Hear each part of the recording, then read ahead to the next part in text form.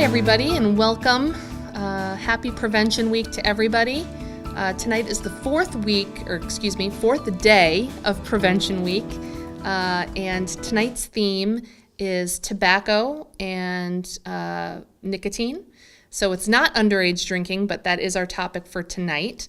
The first night of Prevention Week is opioids and prescription drugs. So that was Monday. Then Tuesday we had prevention of underage drinking. Wednesday was prevention of illicit drugs and marijuana use. Today's the fourth day. I said today is tobacco and nicotine. And then tomorrow is prevention of suicide. So we've had a great week. The SADD chapter has really stepped up, and they're at the high school, and they're a prevention group. They meet during their CTL period, and they're a group of leaders who were very interested in celebrating Prevention Week this week, and we were super excited to support them with some funding from the Emerald Ball that we had back in January. So it's been great to watch them work, and every day they lift up the day's theme, and they're in the lunch waves, and they're doing great things interacting with their peers. We were lucky enough to have a proclamation this week. The mayor of the town of Groton read a proclamation acknowledging Prevention Week for the town of Groton, and so that was read at a council meeting, which is great. So we're so happy to have the support of the schools and the town and the city, and we also have support, of course, from the police. They also are helping us promote something called the social hosting law, which is something we'll get a chance to talk about tonight. So hello, my name is Carolyn Wilson, and I am the GASP coordinator, the Groton Alliance for Substance Abuse Prevention. And I am also happy to be a volunteer for MADD Connecticut. As a prevention specialist, I know how parents, families, and entire communities can be devastated by the tragic consequences of underage drinking. MADD was instrumental in helping to pass the 21 minimum drinking age law in 1984, and continues to defend it because underage drinking is dangerous to our kids' health, and it is unsafe and potentially deadly. We know that we can prevent these terrible consequences by educating parents to have the intentional and ongoing conversations to talk with their teens about alcohol, starting in middle school and continuing through high school. Today's workshop and handbooks that you'll get later are a wonderful first step. We know that parents have a big influence on their teens, and they can impact whether or not they choose to drink. Please take out the contact card and pen that you received when you arrived. We'd greatly appreciate it if you would fill out the information so we can continue on the conversation. When completed, pass the cards forward and we'll get started.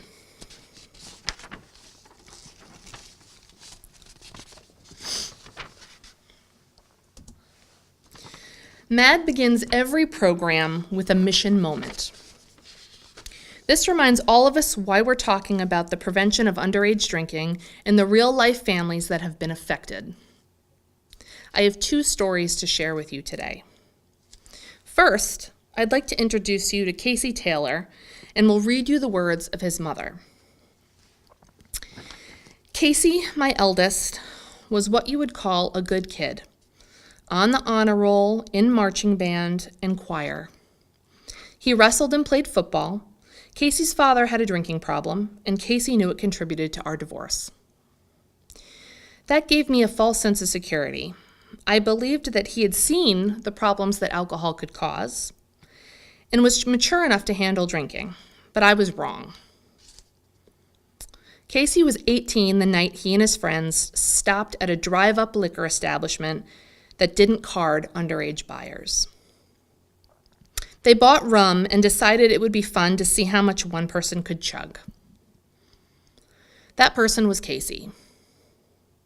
Around noon the next day, a police officer came to my door to tell me Casey was dead. It took 2 days for the coroner to confirm that Casey's blood alcohol content was 0.41. That's more than 5 times the drunk driving limit for an adult. If I had it all to do over again, I would have made my message very clear. When I found that bottle of rum Casey had hidden in my garage, I would not have thrown it away and said something like, I would have taken it out and set it on the kitchen counter. Then we would have had discussed why I did not want him drinking. I would have spoken to him about alcohol more often. Now, I'd like to share the story of Olivia Pruitt, as told by her mother.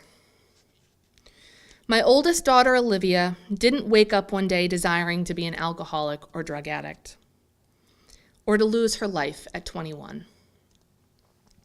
That came about from the friends and choices that she had made. Olivia took her first drink around age 13. Looking back, there were signs. Her friends changed in middle school. Her diaries talked about how badly she wanted to fit in. I once dropped her off at a friend's house, and when I returned, she was so intoxicated with alcohol poisoning that we went straight to the emergency room. Drinking caused Olivia to lose her virginity before the 8th grade to a high school senior. Then, she was so ashamed that she drank more and more and tried to take her own life. Counseling helped for a while, but if she took one drink, she just couldn't stop. Olivia was a repeat offender. She got arrested, did drugs, wrecked a car, and became involved in an abusive relationship. Despite all the bad things, she graduated early from high school with wonderful grades. When she wasn't under the influence, she was sweet, charming, and funny. At age 21, Olivia called and asked for help. We got her waitlisted at an inpatient treatment program, and she was supposed to call daily and check in about her progress. But Olivia stopped calling, thinking she could handle it herself. 3 months later, she drove drunk, hit an embankment, and died the next day. Later, I learned that the parents of one of Olivia's closest middle school friends allowed the kids to drink at home as long as nobody was driving. I had no idea. I trusted other parents and put my head in the sand. I never wanted to believe that my daughter had a drinking problem or that was less than perfect. Losing Olivia changed our family forever, and the simplest things you take for granted become a monumental event, like setting the kitchen table and just holding that extra plate in your hand. I share her story because if one person chooses not to go down that path, then Olivia's life and death have purpose, and that gives me comfort. Casey and Olivia and countless others who have died and been injured as a result of underage drinking and drunk or drugged driving are the reasons why I'm here with you today. And it's why MADD continues to work to save lives until there are no more victims. Whether your child's in high school or middle school, it's so important for parents to have critical conversations with their kids about alcohol.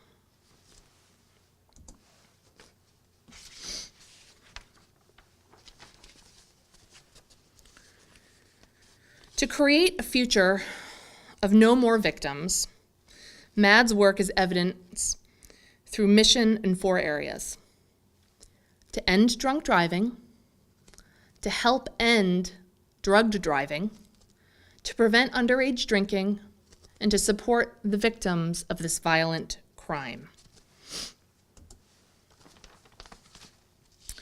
Specifically addressing the prevention of underage drinking, MADD recognizes that it takes parents, teens, and entire communities to tackle this problem and be part of the solution.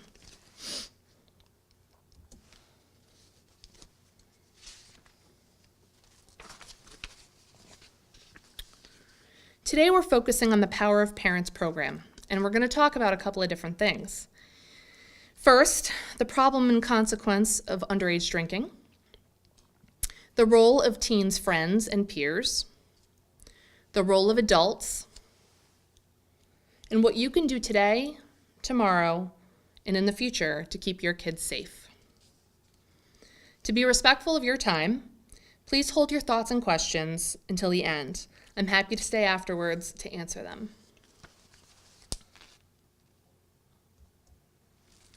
Nationwide is the national presenting sponsor of MADD Power of Parents, and without whom MADD would not have this program. So thank you to Nationwide.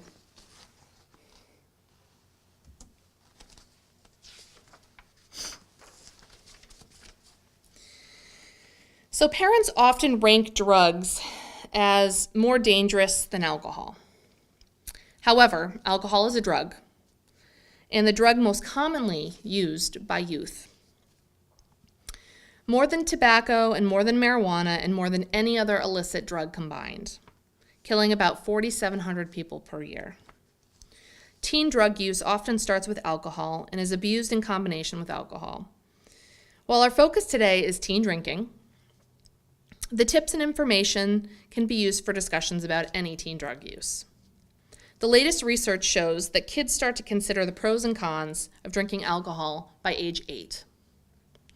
National surveys show that the younger people, when they first become intoxicated, the greater the likelihood that they will have alcohol dependence later in life. The problem begins long before college. The human brain is not fully developed until the mid-20s. It's something that we in GASP talk about all the time. The frontal and prefrontal cortex that controls judgment, planning, decision-making, self-control develops last. So I've included here some local statistics that we can take a look at. These are from the most recent survey done in 2018. Our evaluator, Archie Swindell, has put these together for us. So when we look at underage drinking, we have several things to look at. In Groton, 8.9% of youth ages 7 through 12 have used alcohol in the past 30 days. Now that's an average between all the grades. In 11th grade, 13% of students had used alcohol in the past 30 days. In 12th grade, 21.4% of students had used alcohol in the past 30 days. So you can see how it gets higher once you get higher up in high school. 10% of the 12th grade students had more than 5 servings of alcohol, which is what we call binge drinking, in the past 30 days. 57.6% of youth ages grades 7 through 12 think that alcohol is easy to get. And 39% of youth grades 7 through 12 don't think underage drinking is wrong.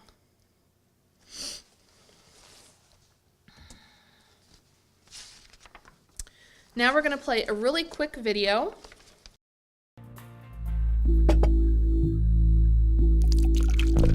At what age is the human brain mature enough to handle alcohol? New research shows underage drinking can cause permanent damage to a teen's brain, harming memory, judgment, reasoning, and impulse control, which shouldn't be a surprise, since an adolescent's brain is still developing almost as fast as an infant's.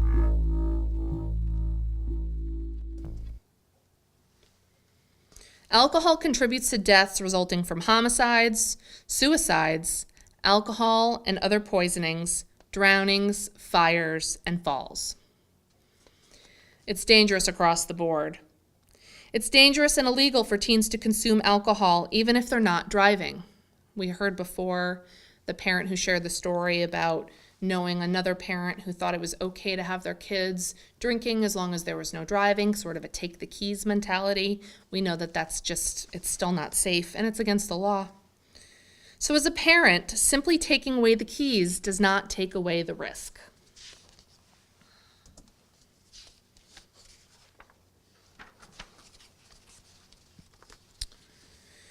Parents worry about peers giving their kids drinks or a group of friends applying social pressure to their kid to drink.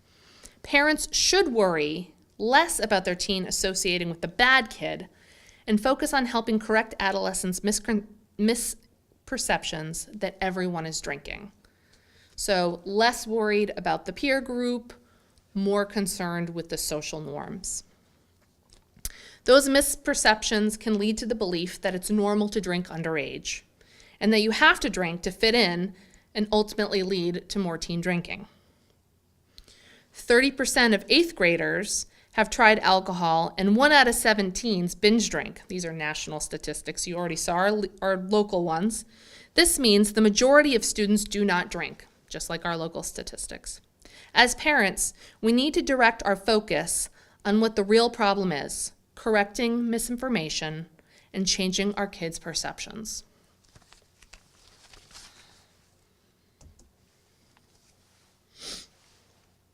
There are adults who think that allowing kids to drink small amounts is not a big deal, and that it's teaching them to drink safely. That takes away the mystery, desire to drink, and gives them a sense that they're a little bit more of an adult. And if it's just a little bit on special occasions, then they'll be okay.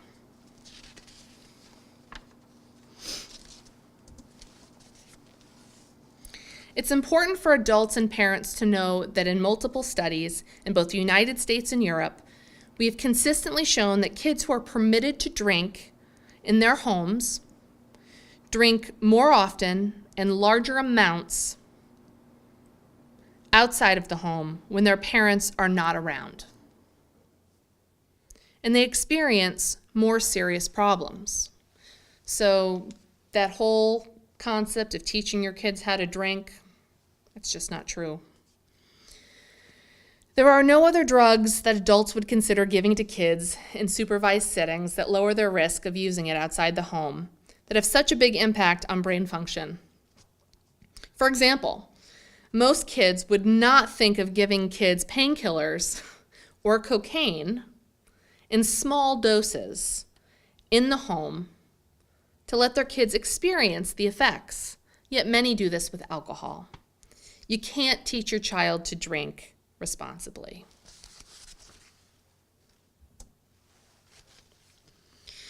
We often get asked, what about marijuana or other drugs? The science is clear and consistent. The earlier someone uses, the more danger exists on their developing brain. And that's a message that GASP has been sending out for a long time, and that MADD really wants to drive home. The science is very clear.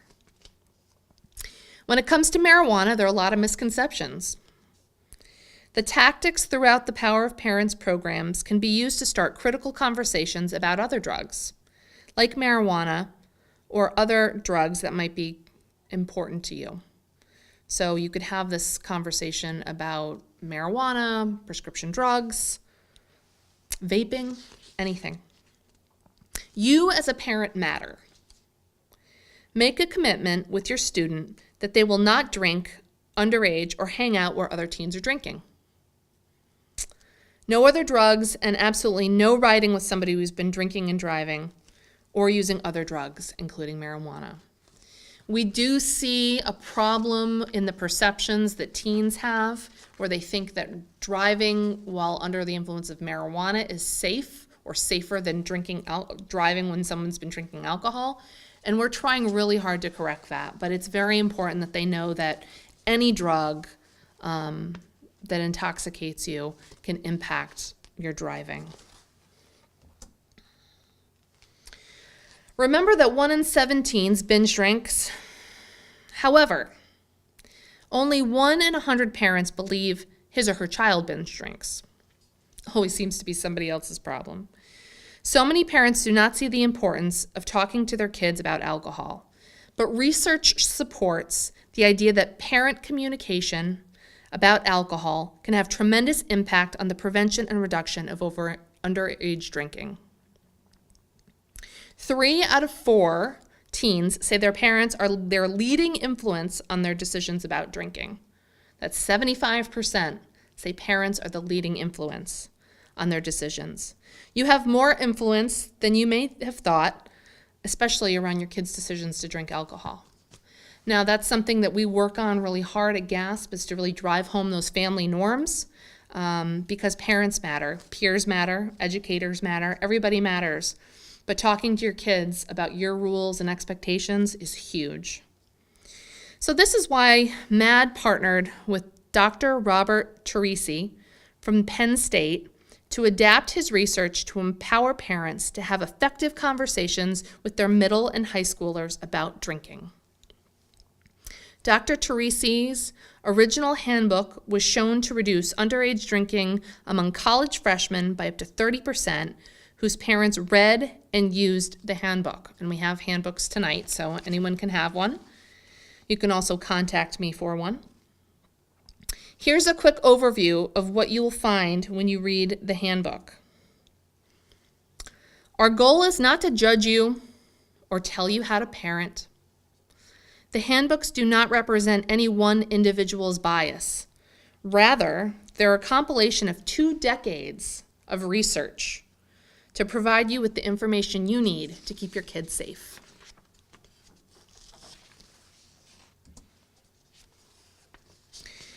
Teens are hanging in a fine balance between the desire for freedom and independence and the maturity and capability of handling both. Teens often think in the here and now, without regard for consequences.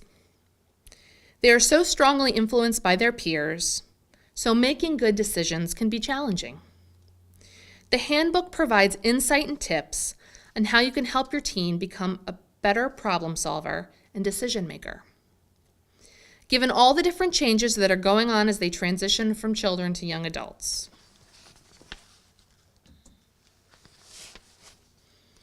Research has been done on the types of parenting styles and how they relate to decisions their kids make about alcohol. This slide provides an overview of how parenting styles impact underage drinking. However, it's important to note that the focus is not to paralyze parents into thinking their particular style is good or bad, but rather to provide the evidence from the research that let parents choose the style that fits best for their family. As a parent, you can make a difference. When it comes to dealing with peers, your teen will need some pointers on how to respond to the pressure to drink. This section also gives alternatives to discuss with teens the reasons why they may choose to drink, such as reason drink alcohol to celebrate. Alternative, celebrate by going to dinner with some friends. Remember, it is illegal for teens to drink alcohol, and it is illegal for teens to drink in any amount of alcohol and drive. And MADD supports a zero-tolerance approach to underage drinking. It is important for parents to set clear rules and consequences around drinking before the age of 21, including never riding in a car with any driver under the age of 21 who has been drinking. Discuss alternatives. Car crashes are the leading cause of death for teens, and 1 out of 3 of those is alcohol-related.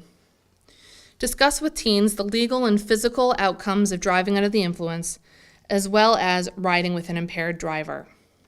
Finally, there is a section in the handbook for parents who fear their child might already have a drinking problem. To close, please take some time to read your parent handbook. It's worth it, and it works. Second, if you haven't started talking to your kids about alcohol, start now. Plan to have your first conversation with your kids, even tonight. Third, talk early, even starting at age 8, and keep talking through middle school. Keep talking through high school. Frequency matters. And finally, you do have the power to make a difference and keep your kids safe. Your kids are listening. What are you saying?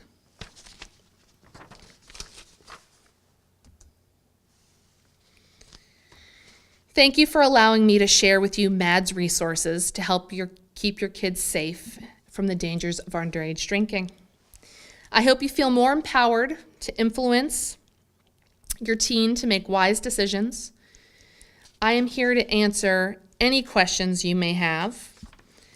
I want to double down on some of the great information that we talked about tonight.